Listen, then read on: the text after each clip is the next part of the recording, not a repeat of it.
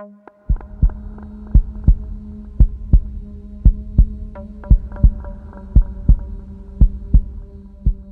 was the summer of 1999, back when we were just kids, full of reckless energy and always looking for the next thrill. We didn't have smartphones or tablets to distract us. Our world was the endless streets, crumbling buildings, and whispers of neighborhood legends. There was one place we were always warned to stay away from, the old, abandoned theater on the outskirts of town. They said it was haunted.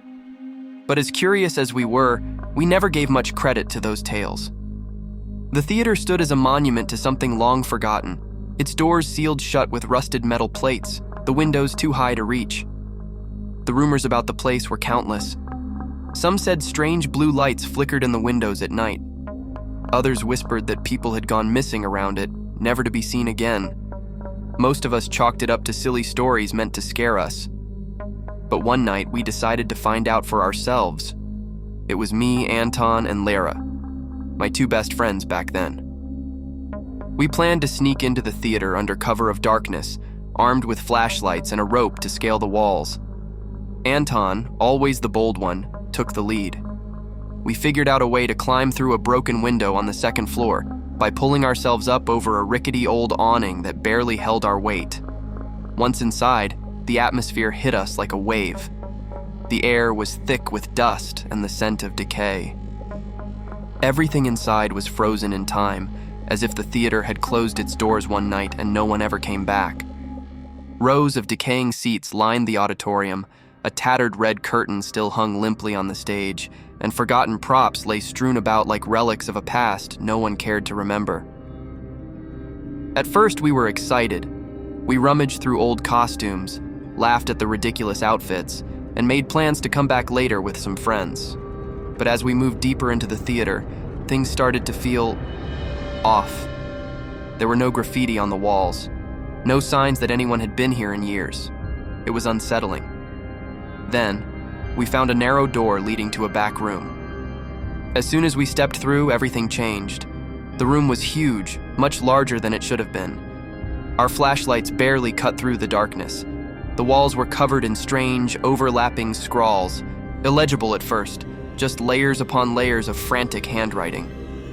The smell of mold was overpowering, and we noticed piles of old mattresses stacked haphazardly in one corner.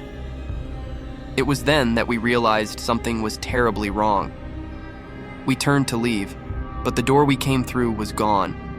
Anton, the calmest of us, insisted we must have been turned around in the dark, but after circling the room again and again, the door was nowhere to be found. That's when the panic set in. Our flashlights flickered. Anton's broke first, plunging us into a deeper darkness. Lara started crying, but there was no comfort to offer. The air felt thick, like it was pushing down on us, squeezing the breath out of our lungs. Then we heard it. A sound that seemed to rise from the walls themselves. A faint, melodic hum, like a lullaby, drifting through the cold air. It was beautiful, yet chilling at the same time. It lulled us into a strange, drowsy state. I felt my eyes closing, my body growing heavy. "Don't fall asleep," Anton's voice cut through the haze. He shook me, snapping me back to reality. The hum grew louder, more insistent. Lara was already nodding off, her head lolling to the side. We fought to stay awake, but the song, it was pulling us in. And then, as suddenly as it had started, the sound stopped. Silence fell over the room, and that's when we noticed. Lara was gone. We screamed her name, our voices bouncing off the walls, but there was no response.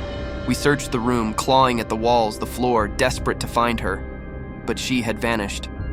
We spent the rest of the night huddled in the corner, too terrified to move, waiting for the dawn. When the first rays of sunlight finally pierced the boarded-up windows, we saw something we hadn't noticed before. The walls. They were covered in writing. We could barely make it out in the dim light the night before, but now it was clear. Dozens of messages, scrawled in frantic handwriting. They all said the same thing over and over. "Don't fall asleep." One note caught my eye. It was fresher than the others, as if someone had written it not long before we arrived. 12:08:99. We are still here, don't fall asleep. That was the day before.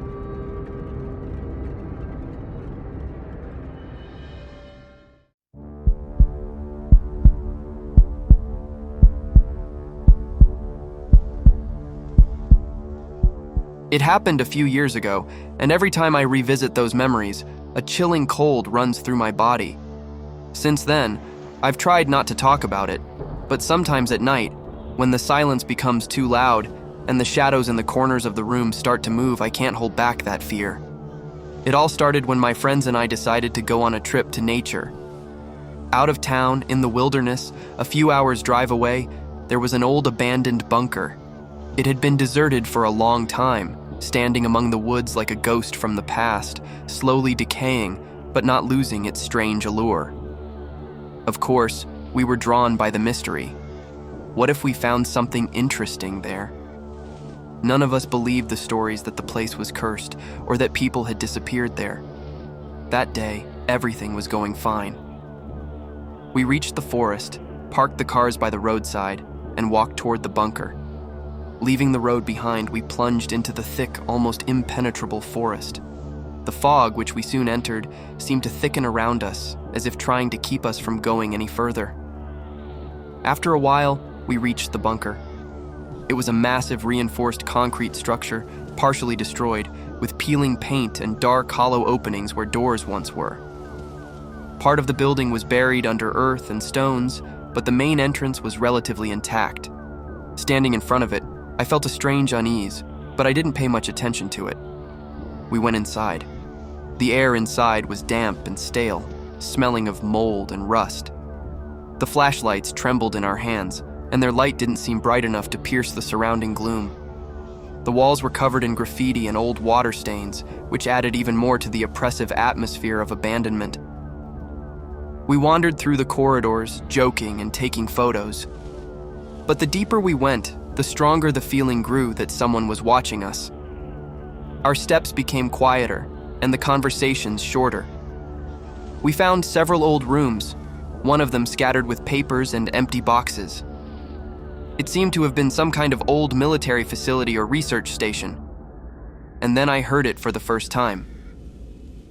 A quiet whisper, almost imperceptible, as if someone was calling my name. I looked around, but none of my friends seemed to notice. My heart started to beat faster, but I decided not to scare the others and kept silent. We continued walking. When we entered one of the lower rooms, I felt the air change. It became heavy, as if something was wrong here. One of us suggested we head back, but we decided to look around a bit more. The room was empty, except for an old metal hatch in the floor. Its lid was slightly raised, as if someone had recently tried to open it. None of us wanted to go down, but curiosity got the better of us. I was the first to descend. The ladder creaked under my weight, and I thought I could hear the echoes of my steps far below, as if someone was waiting for me. When my feet touched the ground, my flashlight illuminated a long, narrow corridor, stretching into the darkness. The others followed, but with every step, this place felt more oppressive. The flashlight beams seemed weaker, and the shadows longer. And suddenly, we all heard it together. A noise. It was muffled, as if it was coming from underground. At first, it was faint, indistinct sounds, but gradually they became clearer. Someone or something was approaching us. Panic took hold of us, and we rushed toward the ladder. I was the last one, and when I looked back to see what it was, I saw in the darkness something. A tall figure slowly moving toward us. The flashlight flickered, and its light distorted the figure's shape. But it was something unnatural, as if the darkness itself had taken form. We burst outside, and when I turned around, I saw the darkness of the corridor slowly swallowing the last beam of light from our flashlights. No one dared to look back a second time. Once we exited the bunker, we were silent.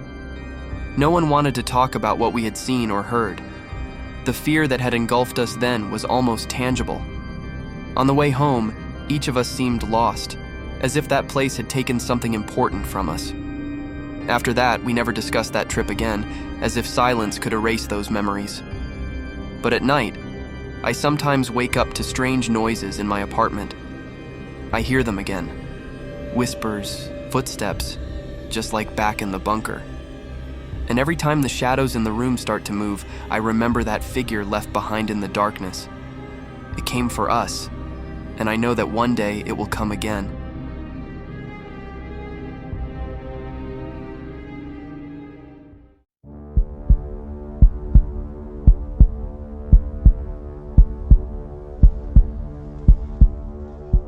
This story happened just last year. My friends and I planned a 2-day hike, carefully mapping out a route. Our first stop for the night was an abandoned village called Godunovka. It was deep in the forest, with no signs of civilization for about 10 kilometers around. According to the forums, no one had lived there for a long time. Only a few dilapidated houses remained, and we figured we could use them for shelter before continuing our hike in the morning. Things got weird even before we reached the village. We spent way too long trying to find the right trail, even though our GPS had always been reliable. But this time, the trail we needed just wasn't there. Instead of a clear path, we found only thick, tangled underbrush. We had no choice but to follow the GPS directly south. It was only about 8 kilometers to Godunovka, but the fallen trees and marshy ground made every step exhausting. Anyone who's hiked in such conditions knows how draining it can be, especially with a heavy backpack. "Where's that damn trail?" I muttered, wiping sweat from my brow.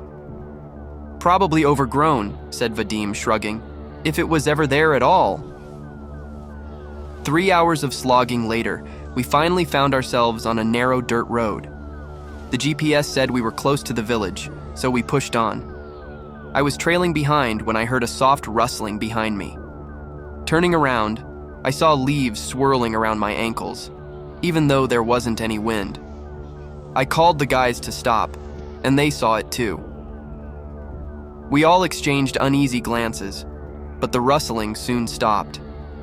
We laughed it off and kept moving, feeling relieved when we finally reached an open area where young pine trees grew. It was dusk by then, and we were all eager to set up camp. Godunovka was just as desolate as the forums had said.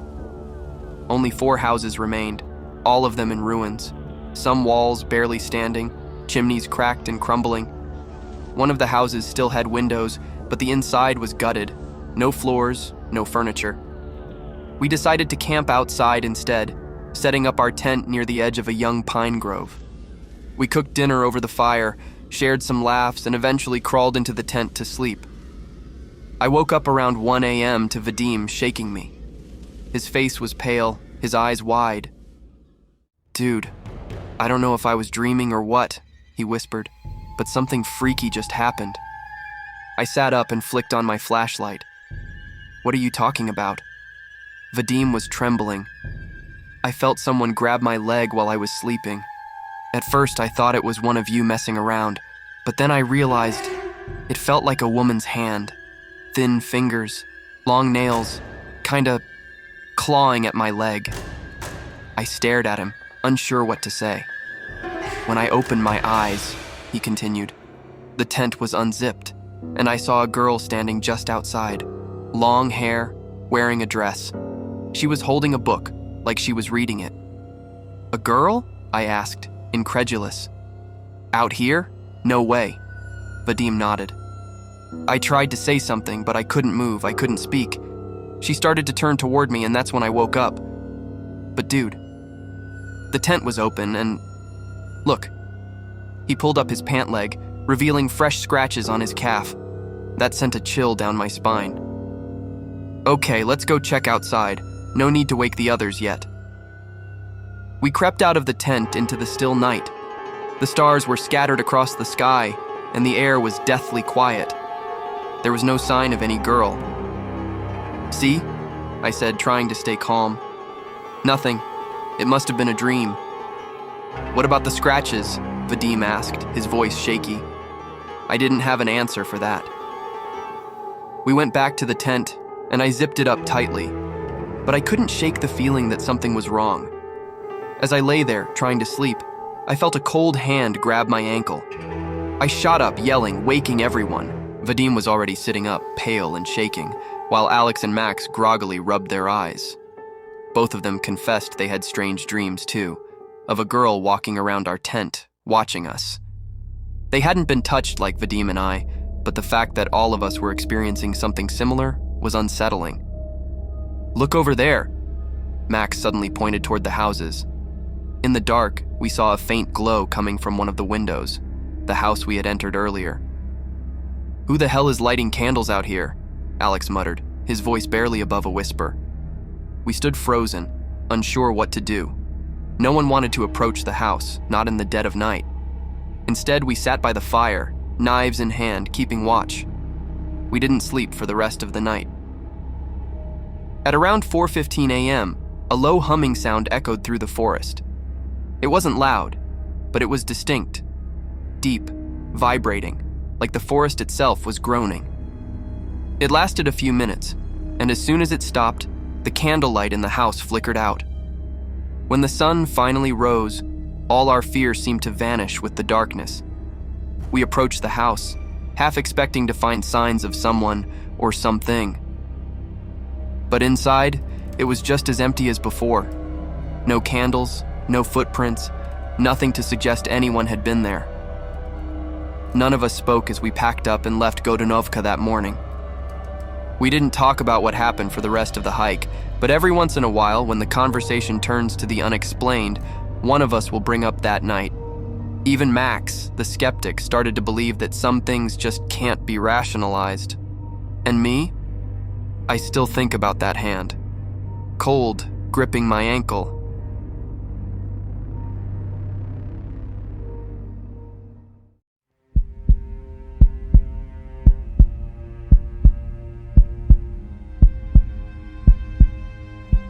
It's been 5 years, but I still can't shake off what happened that day. I want to share it with you, in the hopes that I'll never have another story like this again. Near my house, there's a park that leads into a forest, and within that forest, there's an abandoned, half-built building. It was supposed to be a hotel, but according to local rumors, the man building it disappeared without a trace. The structure was left unfinished, and since then, it's become a place of intrigue for curious teenagers like me. At 16, my best friend Sarah and I were exactly those kinds of teens, constantly looking for some adventure in creepy, rundown places. We didn't believe in ghosts or the supernatural. We just thought it was all fun and games. So one sunny day, we decided to check out the abandoned hotel. The idea was simple: explore, take some photos, and get that thrill of being somewhere forbidden. When we got there, we noticed right away that the iron staircase that used to provide access was gone. Probably the police had taken it down to stop kids like us from climbing up. We walked around the building, and on the far side, we found an old ladder that led up to a first-floor window. Naturally, we climbed it. Once inside, we wandered around the first floor, considering splitting up to explore more quickly. But I had a flash of every horror movie I'd ever seen where people split up and bad things happened. I convinced Sarah to stick together. We roamed the floors, joking around and scaring each other like typical teens. The place was eerie, unfinished concrete walls, gaping holes in the floor, and random piles of debris. It was fun, though. We even made it to the roof, where we took a few selfies with the stunning view. But as the weather started to turn, dark clouds rolling in, a light drizzle starting, we decided it was time to head back. That's when things started to get weird. As we headed toward the exit, a sudden wave of panic washed over both of us. It was like we could feel someone, or something, watching us. What started as playful exploration suddenly felt ominous. We could hear faint rustling sounds, the creak of wood, footsteps maybe. Or was it our imaginations? Either way, we both felt it, and when we realized we were lost, our panic escalated. I'll admit it, I started crying. I was completely overwhelmed, and Sarah wasn't far behind. Despite the rising fear, we kept searching for the way out. At some point, on what must have been the second floor, everything went dead quiet. The rain had stopped, but the air still felt heavy. Then, out of nowhere, the silence was broken by strange noises. Hissing, soft thuds, creaking. It was as if something was moving closer to us. Sarah turned to me, and I'll never forget how pale she looked. Her face had gone completely white, and she grabbed my arm, pulling me toward the stairs. We sprinted down, not caring about anything other than finding an exit. When we reached the first floor, we spotted the window we'd climbed in through earlier, but to our horror, the ladder was gone. Sarah didn't hesitate. She jumped through the window, even though it was a pretty big drop to the ground. I just stood there, frozen. I didn't understand what had her so scared, but then I saw it in her eyes. She wasn't looking at me. She was looking at something behind me. "Jump! Now!" she whispered, her voice trembling with fear. It was the way she said it that made my blood run cold. I could tell by her expression that whatever was behind me was real. For a moment, I thought maybe she was messing with me, trying to scare me. But then I turned around, and I wish I hadn't. Just a few feet away from me stood something. It looked like a person, but it was all wrong, twisted. Its face was distorted, its eyes completely black, and its skin had a strange, transparent quality, like it wasn't fully solid. It just stood there, staring at me, as if it was studying me. Then it let out a low growl and started moving toward me. But it didn't walk. It hovered, gliding through the air without touching the ground. I didn't wait. I jumped through the window, hitting the ground hard. But the pain didn't matter. Sarah and I ran faster than I thought was humanly possible, not stopping until we were deep into the park. We collapsed onto a bench, gasping for air, hearts pounding, unable to speak for what felt like an eternity. Neither of us said anything for a couple of minutes. We were both still in shock. Eventually, we tried to laugh it off, but deep down, we knew what we saw wasn't a joke. We never talked about it again, and we certainly never went back to that building. To this day, I don't know what we saw, and honestly, I don't care. I don't want to know. All I know is that I'll never set foot in an abandoned building again.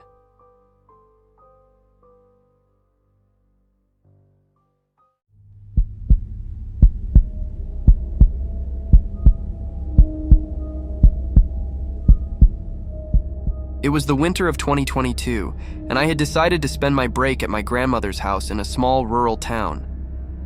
The cold air was refreshing, and I thought the change of pace would be good after the hustle of city life. There wasn't much to do, but the locals were friendly enough, and soon enough, I found myself hanging out with a group of guys and girls from the area. One night, the guys invited me to tag along for what they said would be a little adventure. They wanted to check out this old, abandoned house on the outskirts of the village. It had been left to rot for decades, and rumors swirled around the place, things I didn't really believe in. But something about the house unsettled me the moment we arrived. It was already past midnight, and the place looked like something straight out of a horror movie. The windows were shattered, the paint peeling, and the roof sagged dangerously. Still, I didn't want to be the odd one out, so I followed them inside. There were 5 of us, and we wandered through the house, drinking, laughing, and trying to scare each other. But after an hour or so, we ran out of beer, and the guys decided to make a quick run to the only store in town, which was a mile or so away. They left me and another guy, Anton, behind to keep the fire going in the old wood stove. I wasn't too thrilled about staying behind, but I didn't argue. We sat there for a while, talking about nothing in particular. Then Anton got up and said he was going to see his girlfriend who lived nearby. "I'll be back soon," he said, but I had a sinking feeling he wouldn't be. And then, I was alone.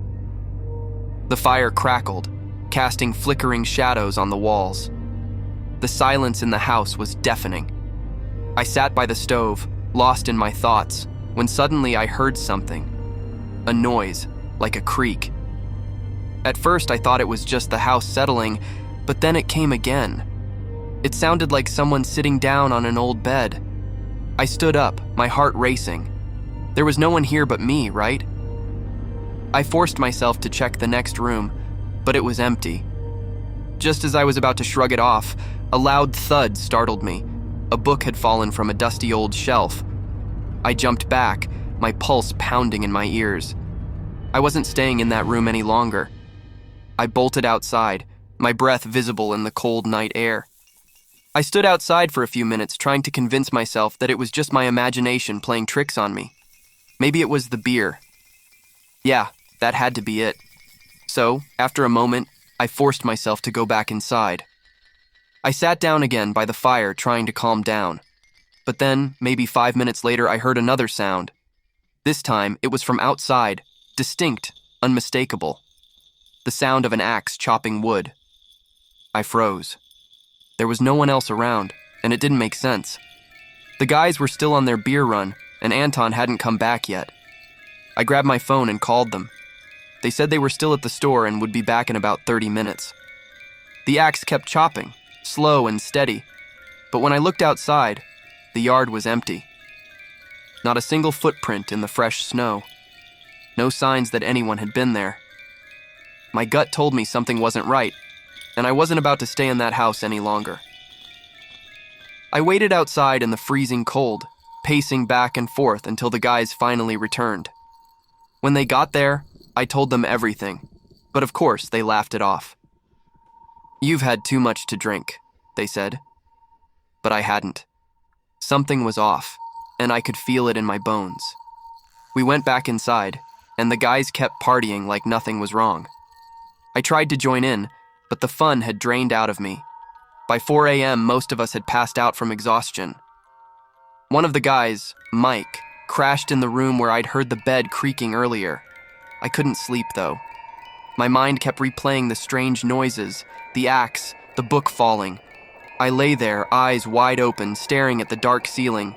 Then, just as I was about to drift off, I heard footsteps, soft but deliberate.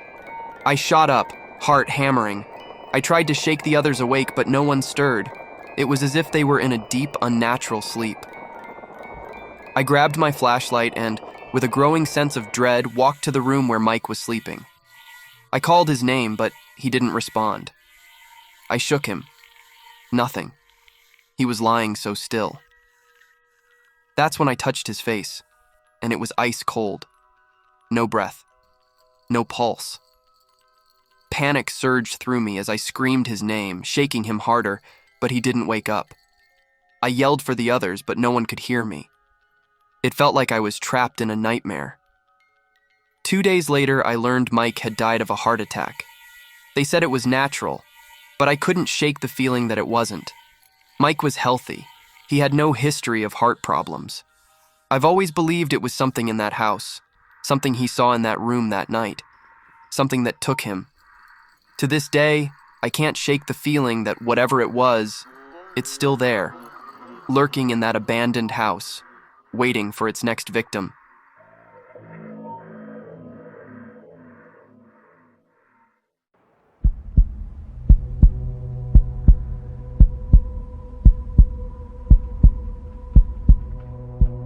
I live in the most ordinary small town you could find on a map if you looked closely enough. A place so dull that even the local legends seem bland. But one place stood out among the rest, the old abandoned house on the edge of town. There were strange rumors about it. Some said it was haunted, others claimed to have heard odd noises coming from it at night. But no one ever had any concrete stories. So one night, when boredom had completely consumed me, I decided to check it out myself, just to see. After all, no one really believes in those tales, right? I waited until my parents were asleep, grabbed a flashlight, and headed out. The night was gloomy, filled with an unusual silence. The path to the house didn't take long, but in the dark, it felt like it stretched on forever. The closer I got, the stronger the strange feeling became. It was like the air around me was growing thicker, and my footsteps echoed hollowly, as if the ground beneath me was nothing but emptiness. The house looked just as I remembered, crumbling, with cracks running down the walls, overgrown with weeds. The roof had partially caved in, and the windows were boarded up, as if someone was trying to keep something inside. I stood in front of it, the flashlight trembling in my hand, and I couldn't understand why it scared me so much. After all, it was just an old house, long forgotten by everyone. I took a deep breath, grabbed the door, and it creaked open. Inside, everything was covered in dust, cobwebs, and a strange smell, as if the air had been trapped there for decades. Pieces of furniture lay scattered across the floor with patches of plaster fallen from the ceiling. I stepped inside, and immediately, the door slammed shut behind me with a deafening bang. My heart raced. But it's just the wind, I told myself. I walked down the hallway. Something glass crunched underfoot, the sound echoing through the empty rooms. I peeked into the first room, a small space with a broken window, and then I heard it. A creak. Right behind me. I turned and saw the door I had just passed slowly swinging, as if someone had just pushed it open. "Is anyone here?" I asked, though I immediately felt foolish. There was no answer. I took a deeper breath and moved forward, lighting my way with the flashlight. The next room was larger, maybe a living room. It was darker here, and the dim beam of the flashlight barely revealed the details. In the center of the room stood old furniture, but something felt wrong. I felt like I was being watched. It was an unshakable feeling, like someone was standing right behind me, staring. Suddenly, the flashlight flickered and went out. I froze in absolute darkness. Silence pressed down on my chest, as if all sound had vanished, leaving me alone in this abandoned house. I shook the flashlight frantically, trying to turn it back on. When the light finally flickered to life, for a split second, I thought I saw a shadow in the corner of the room. Something too large for a normal shadow, quickly sliding along the wall before disappearing. I almost dropped the flashlight. "Who's there?" I shouted, my voice cracking. But again, nothing. My heart pounded so hard it felt like the sound was echoing through the house. I decided it was time to leave. I stepped toward the door, but just then, I heard something moving behind me. Slowly. Very slowly. The sound was sickening, like something was crawling across the floor, dragging its nails along the wooden boards. Cold sweat broke out on my forehead. I didn't turn around. I didn't want to see whatever might be behind me. But the sound was getting closer, and I couldn't stand still any longer. I spun around, the flashlight beam hitting the floor, and I saw it. A person. No, not a person. Bent at an unnatural angle, covered in dirt and dust, this figure crawled toward me. Its face was deathly pale, skin stretched tight over its skull, and its eyes were black, like a void. It crawled toward me, and guttural rasps escaped its throat. I ran. I bolted down the hallway, sprinting toward the door, but it wouldn't open. I yanked the handle as hard as I could, feeling whatever it was closing in. It was already in the hallway. I could hear its scraping footsteps getting closer and closer. Finally, the door gave way, and I burst outside. The air outside felt thick and heavy, as though I was still trapped in that nightmare. I didn't stop until I reached my house. Only after slamming the door behind me did I realize I was shaking, my heart pounding like it was ready to explode. That night, I couldn't sleep. I kept feeling like someone was standing at the window, watching me. But the strangest thing happened the next morning. My mom, seeing me at breakfast, asked where I'd been because she found dirt and rust on my shoe. I looked down at my shoes and saw reddish stains like old blood clinging to the soles. I tried to scrub it off, but the marks wouldn't go away. Even years later, after I threw those shoes away, every time I passed that house, the heavy feeling and that sickening fear return. And something tells me that house hasn't let me go yet.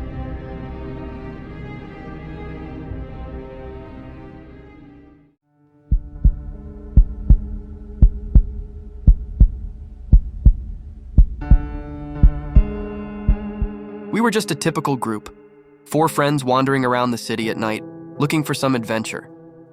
That evening, it was Alex, Dan, Chris, and me, hanging out as usual. Our town was small, and there wasn't much to do. That's when we noticed it. The old, long-abandoned house standing off to the side, as if hiding from curious eyes. "Hey, let's check it out," suggested Alex, the bravest of us. I wasn't sure, but the evening had been so boring that any kind of thrill seemed like a good idea. We climbed over the low, rusty fence and approached the front door. It hung off one hinge, and it looked like no one had touched it for years. Alex was the first to push it, and it creaked open with a spine-chilling sound. We stepped inside. The house was quiet, but not in the usual way abandoned places feel. This was different. It felt like the house itself was listening to us. Every step we took on the creaky floor echoed back at us. We entered a long hallway with doors leading off to different rooms. The first thing that struck us was the interior. It was strange, completely unlike any other abandoned house we had seen before. Instead of crumbling walls and empty rooms, the house was filled with old but valuable-looking furniture. Shelves were lined with strange figurines and objects. Hanging beside one of the doors was an old, darkened mirror. I caught my reflection in it, but it seemed distorted, like the corners of my eyes were too sharp and the shadows under them were too deep. "Damn, it's creepy in here," Dan muttered. We moved further down the hallway and peeked into one of the rooms. It was probably an old living room. The walls were covered with paintings. They depicted people, but something was wrong with their faces. Some had eyes that were too big and empty, others had mouths stretched into unnatural smiles. An old couch with stained cushions stood in the room. Alex stepped closer and touched one of the cushions. "Is this blood?" he whispered, pulling his hand back. We exchanged glances. The feeling that something was terribly wrong here grew stronger. Suddenly, we heard a dull thud from the next room. We all froze. "Probably the wind," Chris said nervously, but his voice lacked confidence. We stepped into the next room. It was even stranger. In the center stood an old wooden table covered with rusty tools, knives, saws, hammers. They looked like they had been used recently. Bloodstains covered the blades, and there were patches of rust. But what disturbed us the most was the mannequin standing against the wall, dressed in an old, tattered dress. Its face had been carefully painted, but with such grotesque detail that it made you want to turn away. The mannequin seemed to be watching us with its empty eye sockets. "We need to get out of here," I said, trying to keep my voice steady. "Wait, let's check one more room," insisted Alex, though his voice betrayed his fear. We entered the last room on the first floor. This room looked different. It was empty, except for one object, a huge grand piano covered in dust. We immediately noticed that the piano lid was slightly ajar and something shiny lay inside. Alex stepped forward and carefully lifted the lid. Inside were photographs. Black and white, yellowed with age, they showed people, maybe the ones who used to live in this house, but their faces had been mutilated. Some were cut out with a knife, while others had their eyes painted over with black ink. The photos looked like someone's personal collection of pain. At that moment, I heard a strange sound, a whisper, barely audible, as if someone was speaking right behind me. I spun around, but no one was there. Yet the whisper didn't stop. It grew louder, and I couldn't make out the words, but they pounded in my head, filling me with an inexplicable sense of dread. "Get out of here!" I shouted, unable to hold it in any longer. Everyone sprinted for the exit. We ran down the same hallway, but now it felt like it was stretching, as if the house itself was trying to hold us back. The walls seemed to close in, and our footsteps echoed, mocking our desperate attempt to escape. When we finally burst outside, the cool night air hit our lungs like an icy stab. None of us looked back. We were silent the entire way home. No one dared to talk about what we had seen. That house wasn't just abandoned, it was dead, yet somehow filled with something terrible, like the house itself remembered all the evil that had ever happened inside it. And no matter how much we wanted to forget what we had experienced, each of us carried a piece of that place with us. We never spoke of that house again. But every time I pass by it, a shiver runs down my spine, and I'm sure it hasn't let us go completely. We just managed to escape. But something stayed there, in the darkness, and maybe one day it will come out.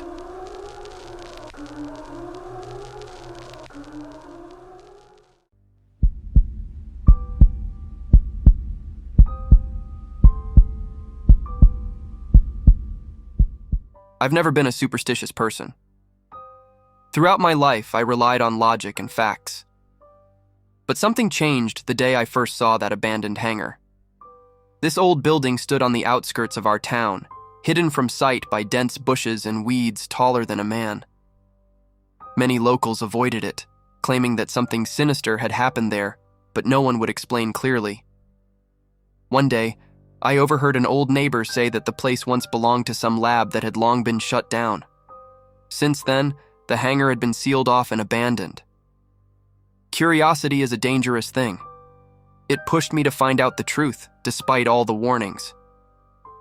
I decided to go there and see for myself that all the stories were nothing but fiction. As I approached the hangar, the old, rusted, and mold-covered walls loomed over me, threateningly. There was a dead silence all around. Even the wind seemed to avoid this place. I found a small hole in the fence that surrounded the area and squeezed through. The heavy iron gates were tightly shut, but I noticed a small door on the side. Tugging on the handle, I felt the metal give way easily, as if no one had opened it for decades. Beyond the door was a dark corridor, reeking of dampness and something rotting. I turned on my flashlight and took my first step inside. Dust, cobwebs, and darkness. The walls, battered and covered with strange stains, felt like they were closing in on me. Suddenly, my flashlight caught something on the floor. Broken glass? No, these were claws. Small, sharp claws scattered everywhere. Their number increased as I moved forward. The deeper I went, the stronger the stench of decay became. All I could hear was my own breathing and the faint beating of my heart. After a few minutes, I entered a large room that appeared to be the main hangar. My light revealed pillars, shelves, and old crates. Some of them were crushed, as if something powerful and huge had tried to break out. Suddenly, I thought I heard a sound, a faint rustle from the far corner. I tensed, peering into the darkness. In the corner behind some metal shelves, something moved. I slowly aimed my flashlight at it and saw eyes. Two small, dimly glowing eyes staring at me from the shadows. I froze, but suddenly, something darted out of the corner at incredible speed and disappeared to the other side of the hangar. The tapping of small clawed feet echoed off the concrete floor. A shiver ran through me. I knew I should leave, but my legs wouldn't move. Whether from fear or curiosity, I couldn't tell. I approached the place where those eyes had been and saw a rusty metal door, slightly ajar. I pulled on it, and it opened with a terrible screech. In front of me was a room cluttered with junk and old tools. And in the middle of it all lay a gruesome sight, the mutilated carcass of an animal. This wasn't just a simple corpse. Its insides were turned outward, its bones ground into unnatural shapes, and its skin shredded into pieces. Nearby lay several more bodies, impossible to identify because of the amount of blood covering the floor. Panic began to take over. What could have done this to these creatures? I took a step back, and at that moment, I heard a quiet, barely audible hissing right behind me. Turning around, I saw something that made my blood run cold. It was a person, or rather, what used to be a person. Its body, deformed and covered in deep wounds, looked as though it had been molded from clay, devoid of any logical structure. Its arms were too long, and sharp ribs protruded from its chest. It moved toward me, emitting a low, guttural growl. I backed away, stumbling over the scattered bones. The creature suddenly froze, then, with a wild shriek, lunged at me. I dove to the side, but it clawed at me with its long, sharp fingers, leaving deep gashes on my shoulder. Grabbing a metal rod, I struck the creature, but it didn't even flinch. It seemed unaffected by pain. The only thing on its mind was to kill. I ran, hearing its horrific screams right behind me. But suddenly, the screams stopped. I turned and saw that it had vanished. The silence engulfed the hangar once again. I stood there, gasping for breath, staring into the emptiness. Suddenly, a new sound reached me. Footsteps, but this time from the other side of the hangar. Footsteps of many creatures. I realized that what I had seen was just the beginning. Dozens of pairs of eyes began to emerge from the darkness, each creature letting out a soft, almost gentle hiss. I don't remember how I got out. When I woke up, I was lying at home, covered in blood and dirt. Since then, I have never returned to the hangar, but every night, I dream of those eyes and their quiet call, from which there is no escape. I know they will come for me.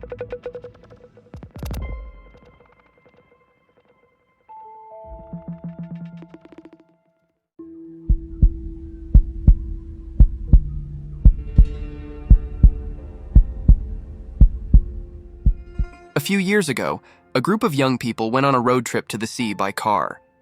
As dusk began to fall, they started looking for a place to spend the night. In one village, they spotted a man walking down the road and asked him where they could stay for the night. The man suggested they turn down a side street and find an abandoned house where they could spend the night. Thanking him, the group set off to find this house. The house turned out to be fairly decent. Late in the evening, everyone went to bed, but the driver couldn't sleep. Even the fatigue from the long journey didn't help. Lying with his eyes open, he was planning the next part of their route when suddenly he heard a knock outside. Getting up, he went to check what was happening. Outside, it was quiet. Crickets chirped, a dog barked somewhere in the distance, but no one was around. The guy was about to return to the house when he heard the knock again, this time behind him. Quickly turning around, he saw a man's figure in the moonlight. "Who are you? Sorry if this is your house. We were told it was empty. We can leave," the guy said, thinking it was the owner. But the man stood silently, unmoving, and just stared at him. "What do you want? Can you say something?" The guy began to worry. There was no response. Then he took a step forward, and terror gripped him. The man's face in the moonlight was covered in sores, gray in color. One eye was missing, and the other, his only eye, was fixed on the guy. Fear paralyzed him. His legs refused to move. The worst part was that the man began to slowly approach, limping and dragging his right leg. The guy wanted to run back to the house but couldn't move. His heart pounded as if it was about to burst out of his chest. He tried to scream, but no sound came out. "Why are you standing there? Why aren't you sleeping? You've got to drive tomorrow!" Suddenly, the guy heard his friend's voice behind him, but he was still staring at the approaching figure. At that moment, his friend grabbed him by the arm and dragged him into the house, quickly slamming the door and propping it up with a chair. "What was that?" "I don't know, thank you. I thought I was done for."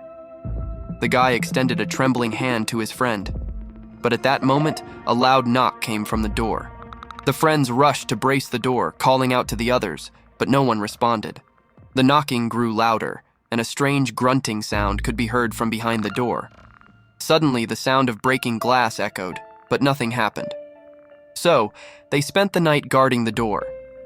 In the morning, when the friends went outside, they were horrified to find an oak table behind the house with a coffin on it, the lid lying nearby.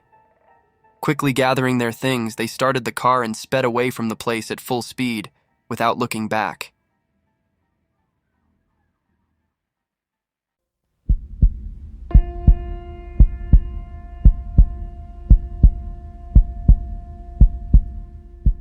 One time I was headed to a buddy's cabin. It was just another typical Friday at work. By evening, I was already zooming down the highway, anticipating some BBQ and beer. The cabin wasn't too far, just about 20 miles out of town, and I knew the route by heart. Could practically drive there with my eyes closed. It was straightforward for the most part, just a straight shot before you took a turn toward Grafsky Village, and from there, it was smooth sailing. That day, though, it was pouring rain with thunderstorms, making visibility pretty awful, so I was driving slower than usual, definitely not looking to get into an accident. About halfway through, I got stuck in a traffic jam. On a highway? How's that even possible? After 2 hours of crawling along at a snail's pace, I finally saw what caused it. Road work. Typical. It seems like every time I hit the road, there's always something. Construction, accidents. Anyway, I had to take a detour. Luckily, there was a side road right before the barricades with a sign pointing to a bypass through a village. The sign was so old, I couldn't even read the village's name. Oh well, I figured it couldn't be that bad. I might be delayed a bit more, but I'd still get to my friends eventually. As I turned onto the side road, I noticed I was the only one who opted for this route, while everyone else was turning back toward the city. Weird. Maybe they knew a shorter way? Whatever, I was already on the dirt road and didn't feel like turning around. Of course, there were no streetlights, and the road looked ancient and rarely traveled. The rain had turned it into a muddy mess. I just hoped my old car wouldn't get stuck in the muck. It was a tough drive, especially given my car wasn't exactly new. Finally, I saw rooftops in the distance. It was already past midnight and the rain was turning into sleet. Perfect, just what I needed. Driving further in this weather seemed impossible, so I decided to call my friends and let them know I'd get there by morning, hoping to find shelter in this village for the night. I grabbed my phone. Of course, no signal. It's the 21st century, yet venture a few miles off the main road, and it's like stepping back in time. I just hoped my friends wouldn't start looking for me in the middle of the night and would just crash until I showed up in the morning. I rolled up to the first houses. The village seemed to be just one road lined with houses on either side. The houses didn't look very lived in. The first two I saw left me a bit stunned. Calling them old was an understatement. They were decrepit, rotting, and overgrown with bushes. None of the windows had lights on. Not surprising, given the late hour. People must be asleep, assuming anyone lived here at all. Suddenly, a flash of lightning revealed a figure on the road. It was tall, lanky even, with longer than normal arms, draped in rags. In the brief light, it dashed toward a nearby house. It all happened in a split second. I thought maybe, with the poor visibility and my tiredness, I'd imagined it looking like some monster. It had to be just a person trying to escape the sleet and get home. That's what I told myself. Good. That meant there were people here, and I could probably find a place to stay. I really didn't want to get out of the car. The rain was so heavy that just 30 seconds outside would soak you to the bone. But I had no choice. Sleeping in the car wasn't an option. I drove as close as I could to the house where that person had run. Grabbing my wallet, just in case the homeowners asked for payment for the stay, I braced myself and jumped out of the car. I sprinted towards the front door of the house, seeking refuge under the porch. Instantly, I was drenched, and it felt bitterly cold. Early October weather. What a nightmare. Whoever said there's no such thing as bad weather clearly hasn't experienced this. The porch was leaky, but it was still better than being out in the pouring rain. I knocked on the door. "Hello, anyone home?" Silence. I knocked again. Nothing.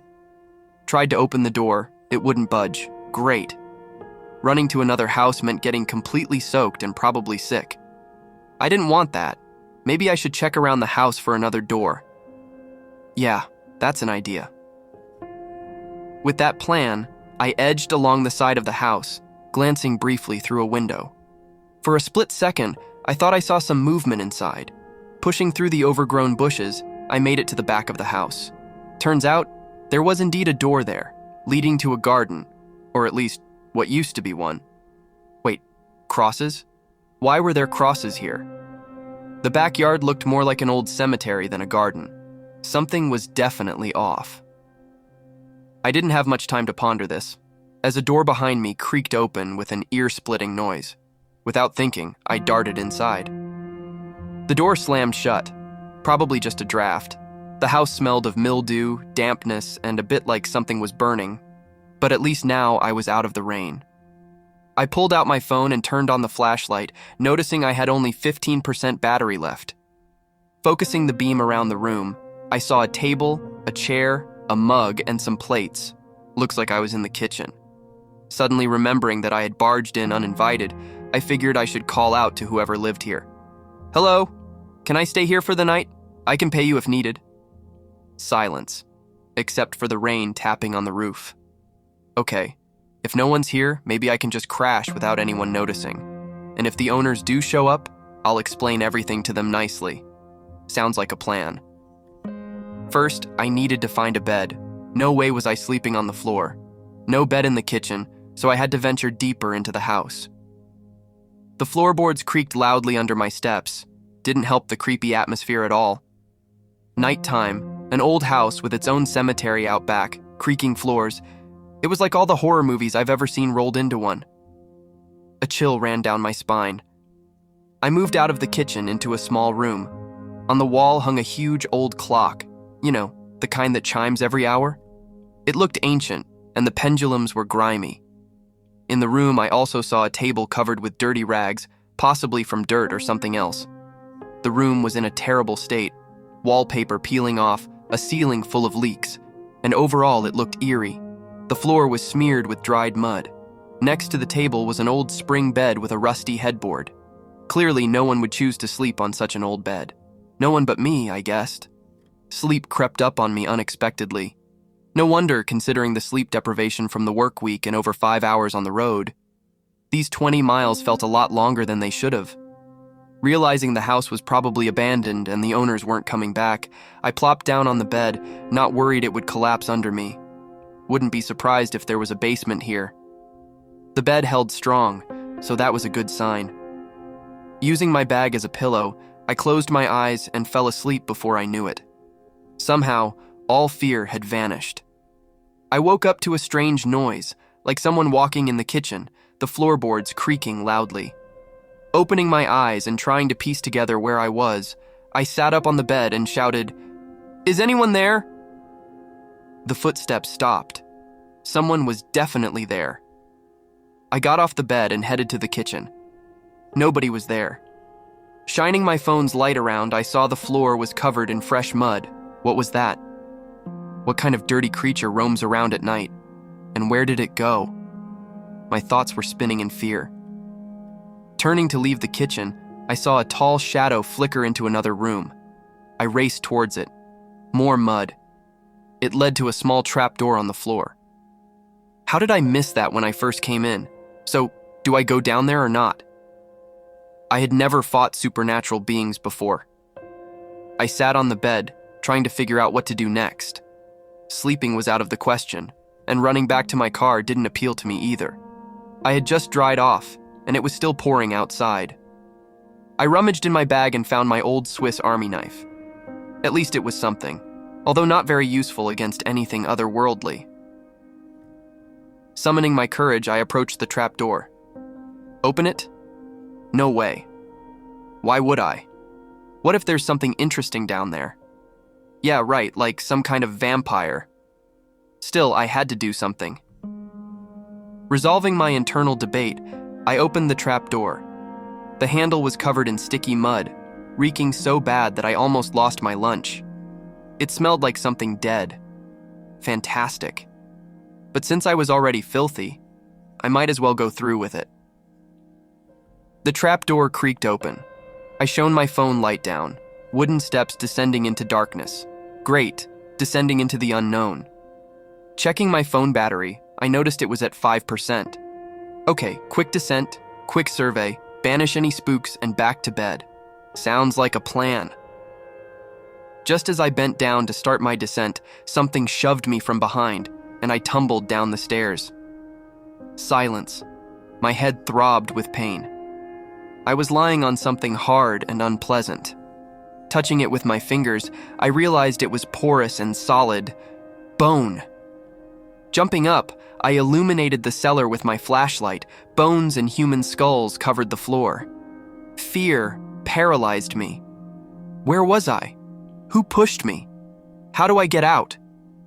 While I was trying to make sense of it all, something rustled in the corner. It was sitting there, eating, judging by the chewing sounds. Suddenly, the noise stopped, and it slowly stood up. It must have been about 8 feet tall. Long, dry legs, arms hanging past the knees with claw-like fingers, and its head. Its head was a grotesquely toothy skull. No eyes, or at least none that I could see. With a blood-curdling scream, the creature lunged at me. Dropping my phone, I barely dodged and fell. "Get up, you have to get up," I muttered to myself. The creature lunged again, this time slashing across my chest with razor-sharp claws. Pain shot through my body. The creature roared and fell beside me. The Swiss knife was embedded in its chest. I had to get out. No way was I sticking around for another round, and I didn't have another knife. Scrambling up the stairs, I grabbed my phone and heard the creature rise and chase after me. Using all the strength I had left, I climbed the steep steps, barely noticing the decay beneath my hands and feet. Suddenly, something yanked my leg, pulling me down. Thank God my boots had zippers instead of laces. One quick zip, and the boot stayed with the creature as it tumbled down. I flung the trapdoor open. Dawn was breaking. Grabbing my bag, I rammed the front door with all my might, hoping to break it down. Either I wasn't heavy enough, or I didn't have enough momentum, but the door met me with a dull thud, knocking me back. A bolt. The door had a bolt. I was blind not to notice. Quickly, I unfastened it, and as I heard the creature's foul breath behind me, I yanked the door open, bolted to my car, and sped away. The rain had stopped, and fog blanketed the ground. As I sped off, I glanced in my rearview mirror, and there, all I could see was an old cemetery. No houses in sight. Standing out there were about 5 of those terrifying creatures, staring right at me. I eventually made it to the cabin. When my friends saw me the next morning, they were nearly speechless. Covered in mud, a bloody gash across my chest, missing a boot, hair all over the place. I told them everything. One friend looked at me in confusion and said, "There's no village out there, just an ancient cemetery." But wait, there was a village, but it burned down over 100 years ago. Everyone who lived there died, and they buried the villagers right where the town once stood. Yeah, I think we'll take a different road home.